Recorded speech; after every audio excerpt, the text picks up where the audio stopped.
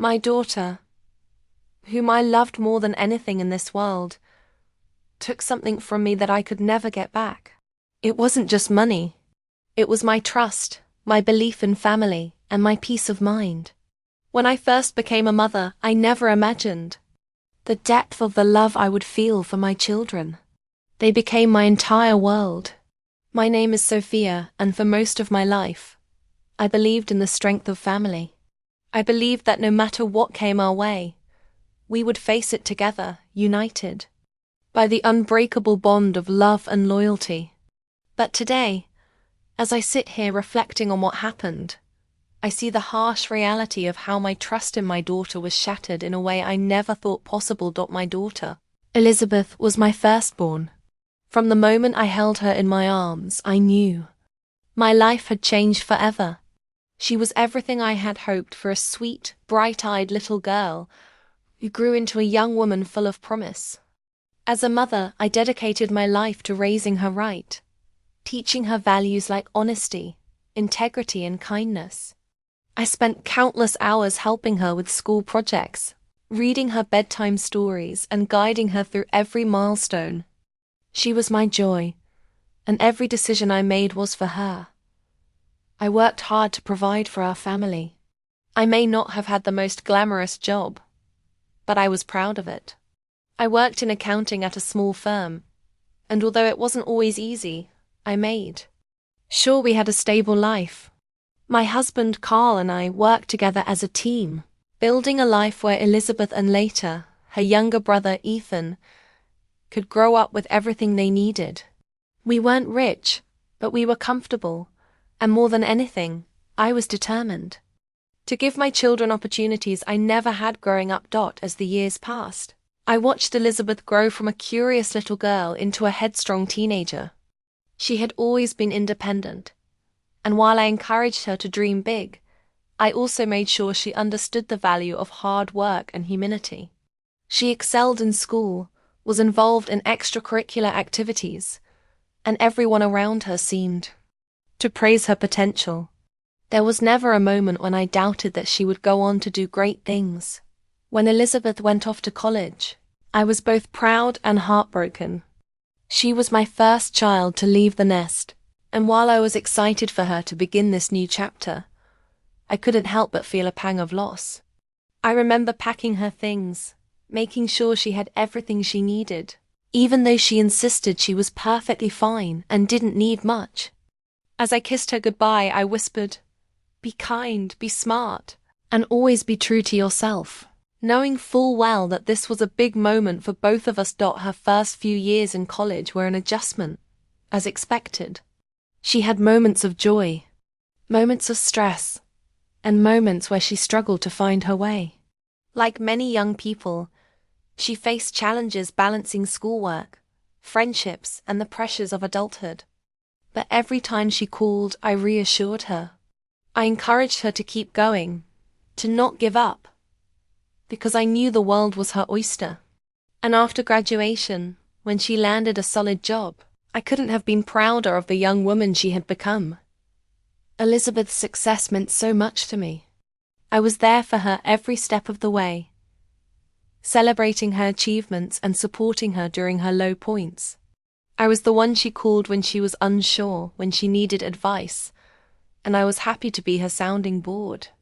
I felt like she was still my little girl in many ways, but also becoming the woman I knew she was destined to be. But as time passed, something shifted in Elizabeth. It wasn't something immediate or noticeable at first. It was subtle, small moments where I could tell she was pulling away. She no longer asked for my advice as often.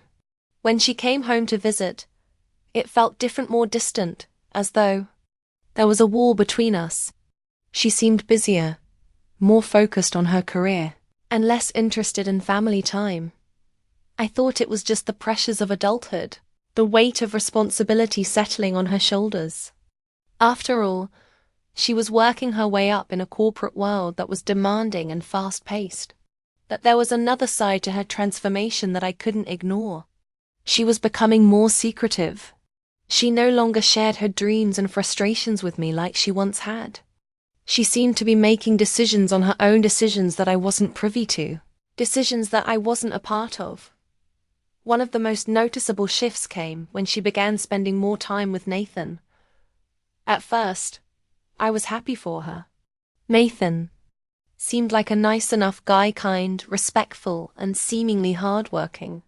They had been dating for over a year by the time I first met him, and I was hopeful that he would be someone who would make her happy. But something about Nathan rubbed me the wrong way. It wasn't that I disliked him, but there was something calculating in his demeanor that made me uneasy. I tried to brush it off, telling myself I was just being a protective mother. After all, Elizabeth was an adult now. She knew what she was doing. But over time, it became clear that Nathan wasn't just a supportive boyfriend. He was someone who seemed to be taking a larger role in Elizabeth's decisions. He was always around when important discussions took place, offering his opinions on everything from her career to her personal finances. And though I didn't say anything at first, it began to bother me. Where was the independent, strong-willed daughter I had raised? Had she become so entwined in Nathan's influence that she was no longer her own person? I was starting to feel like an outsider in my own daughter's life. The phone calls became less frequent, the visits shorter. When I invited Elizabeth and Nathan over for dinner, she would often come late or cancel altogether, citing work or other plans. I understood that life gets busy, but I couldn't help but feel like she was pulling away. When I finally confronted her about it, asking if everything was okay, Elizabeth reassured me with a quick, dismissive smile. "Everything's fine, Mom. I'm just busy. You know how it is." Her words were meant to placate me, but they didn't ease my worries. There was a distance in her eyes, now something I couldn't explain, Doc. And then came the phone call. The one that would change everything. Elizabeth called me late one night, her voice frantic, panicked. She was in trouble financially, she said. She had invested in a new business venture with Nathan, and things had gone wrong. The business was losing money, and they were in serious debt. "Mum, I don't know who else to turn to," she said, her voice quivering. "I need your help. Nathan and I have worked so hard, but we're in over our heads. I can't fix this on my own." I didn't hesitate. Without asking questions, without considering the full extent of the situation, I agreed to help. I didn't want my daughter to suffer, and I knew I had the means to help her. At the time, I thought I was doing the right thing. I thought I was showing my love and support, just like I had always done. Little did I know, this would be the moment that everything I believed about my daughter would unravel. The money I gave her, the trust I placed in her, would be used against me in the most painful way possible. The daughter I had raised with love and care, who I thought would always appreciate the sacrifices I made for her, was no longer the same person I had known. It's strange how the people we trust the most can sometimes hurt us in ways that feel almost unimaginable. After I agreed to help Elizabeth, I truly believed I was doing the right thing. I thought I was helping her get back on her feet, supporting her through a difficult time. The money wasn't a small amount, $50,000, but I had saved enough to help her without putting myself in any financial trouble. I didn't think twice when I transferred the funds into her account. She was my daughter.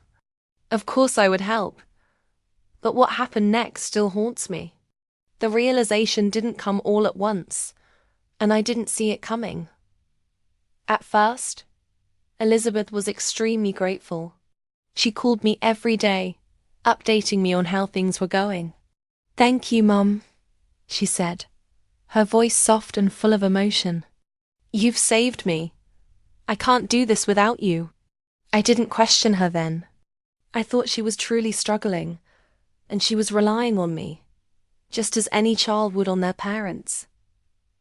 I was happy to help. I wanted to be there for her. But as the days passed, I began to notice something off. The phone calls became less frequent.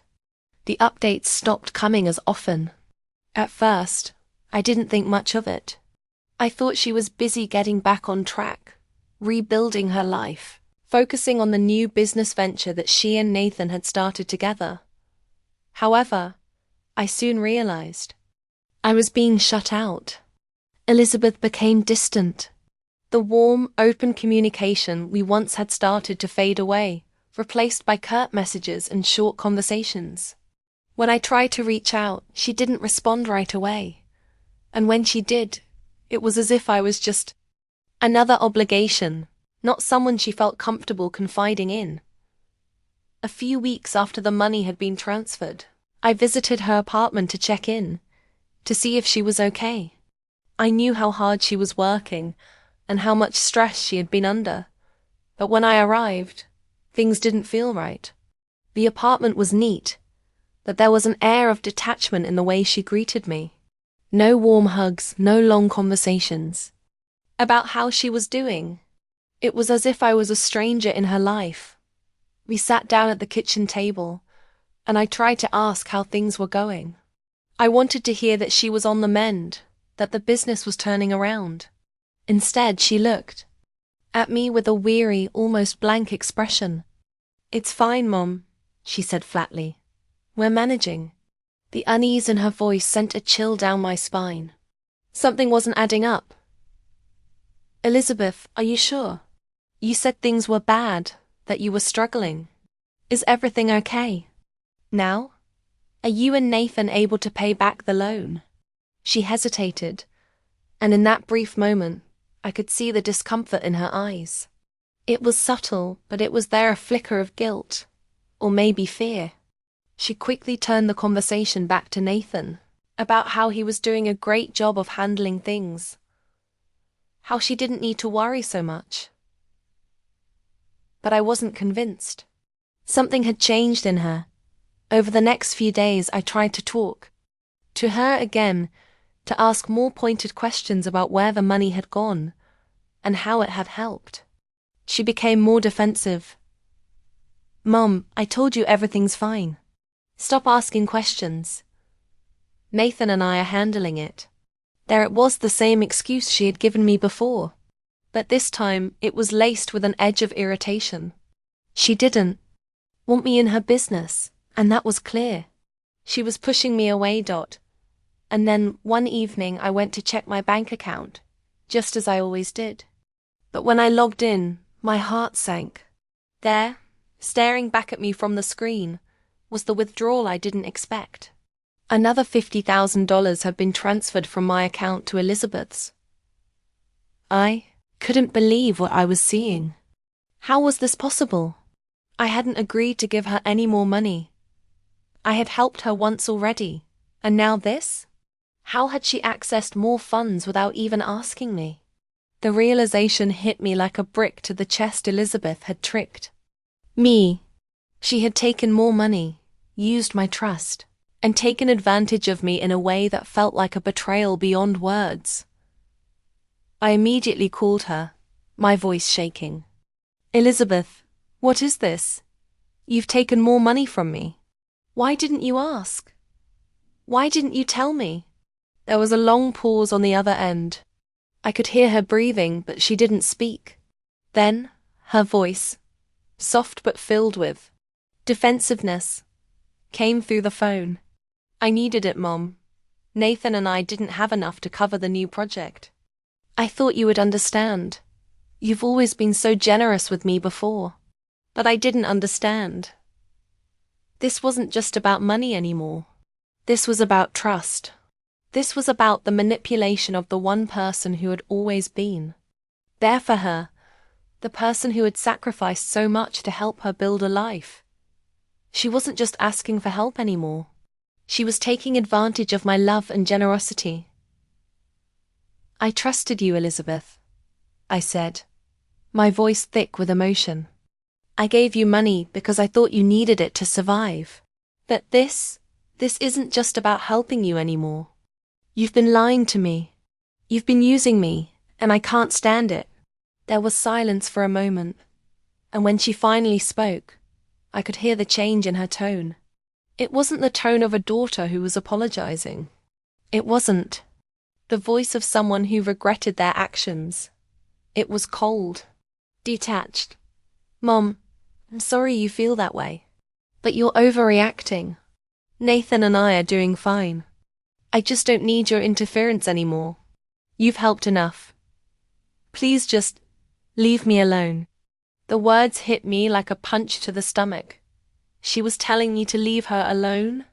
After everything I had done for her, after all the sacrifices I had made, after the years of love and support, she was asking me to walk away.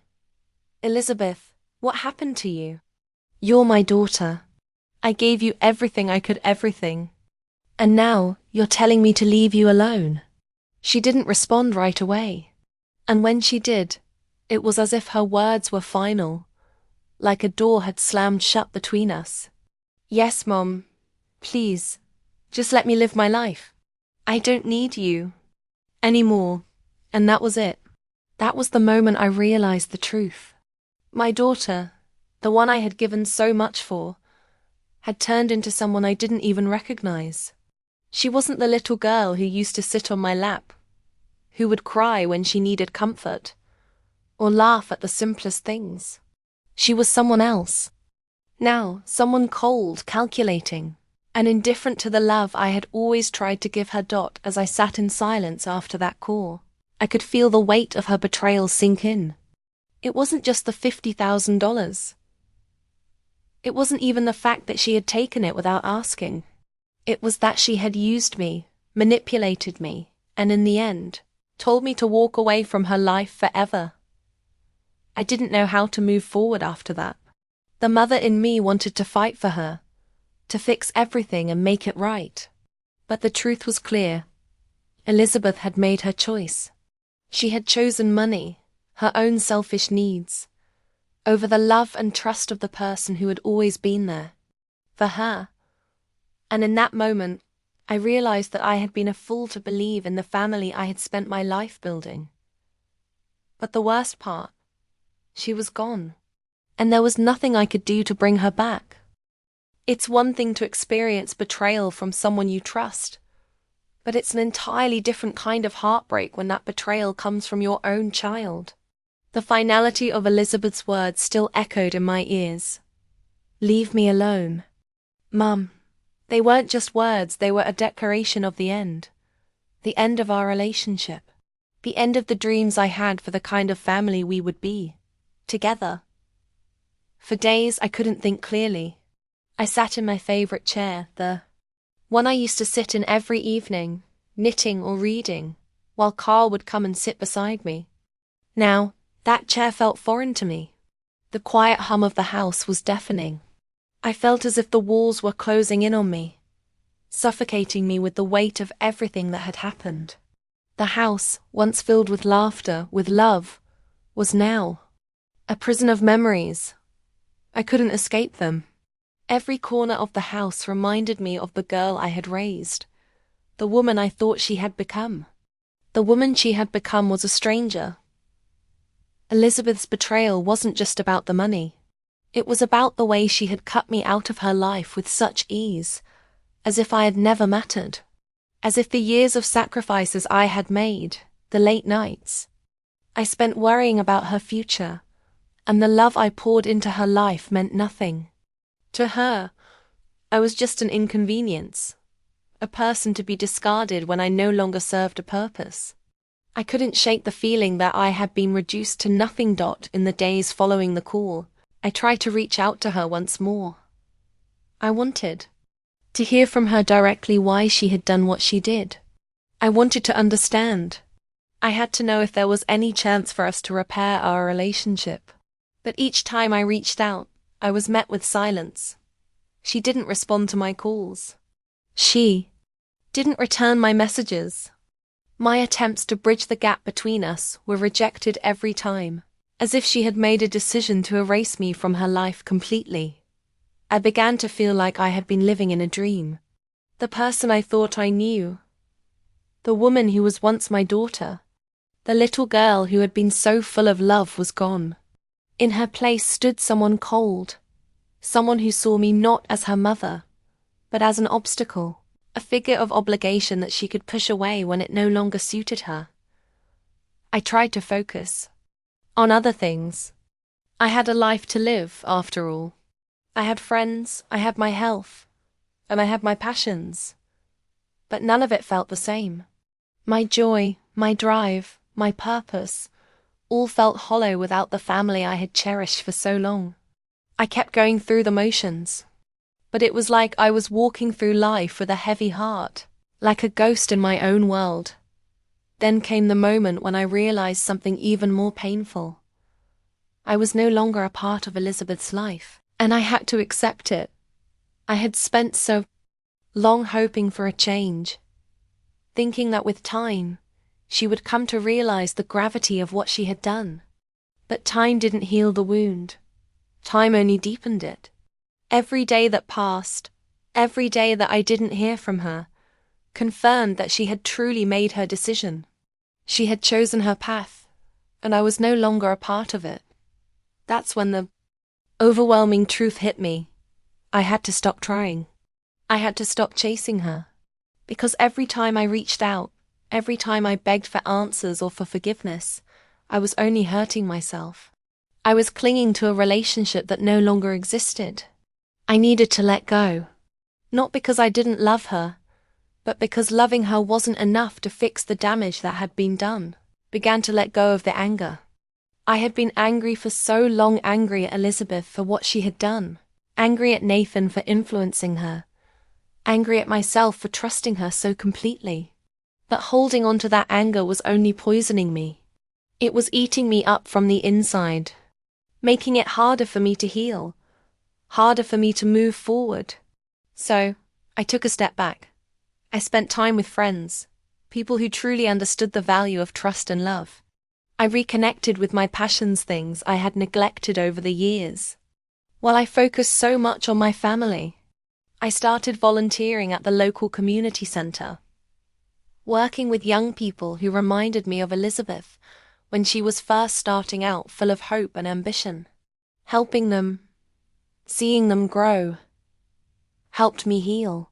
Slowly I started to feel like I was finding myself again.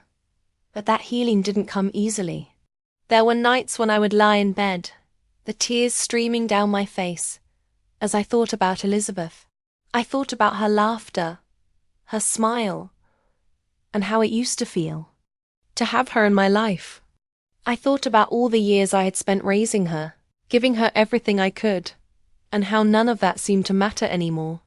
I thought about how she had made me feel like a failure, like my love had never been enough for her to respect me, to care for me the way I had cared for her. But through the pain, I began to realize that I couldn't blame myself for what happened. I had done my best. I had given everything I had to make sure she had a good life. I couldn't change the choices she had made, but I could control how I moved forward.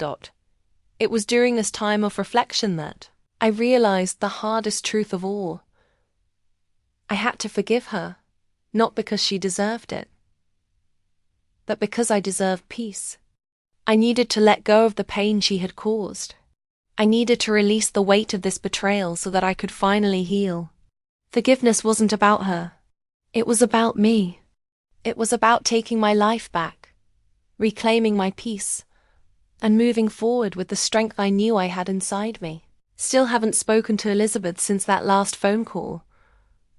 I don't know if I ever will. But I've made my peace with it. I've accepted that my daughter may never come back into my life the way I had hoped.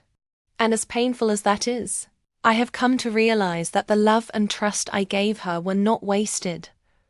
They shaped me into the woman I am today. And though Elizabeth may never understand the depth of my hurt, I know that I can move forward with grace and strength.